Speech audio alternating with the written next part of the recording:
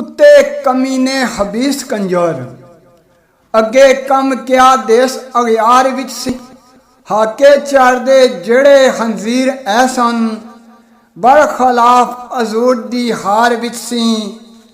हुण इत्थे भी ज़ाहिर ने गे ओ ए आरामी जो छुपे इस घर विच सी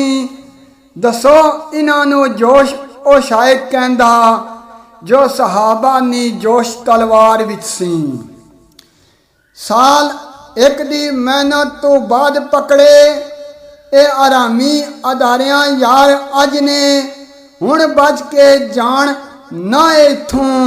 हथ मुल्क दे आए गद्दार अज ने ए दुश्मन हजूर दे दीन दे ने फंदे विच जो आए कुल मार अज ने डंग इन्हां दा शायक निकाल देना लाने इन्हां दे चढ़े उदार अज ने खबर इन्हां दी लगी अमरीकियां नूं वेले जिस ओ तड़प सरकार बोले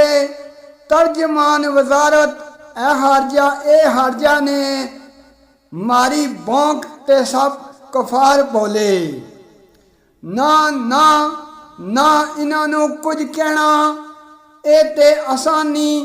मां ने यार बोले गुस्ताखे रसूल ने आकी अंदर कहंदा शायक ए कुत्ते हर बार बोले हुक्मरानो जे छड़िया तुसां इनाई कौम तुसां नूं नहीं सरकार छड़ना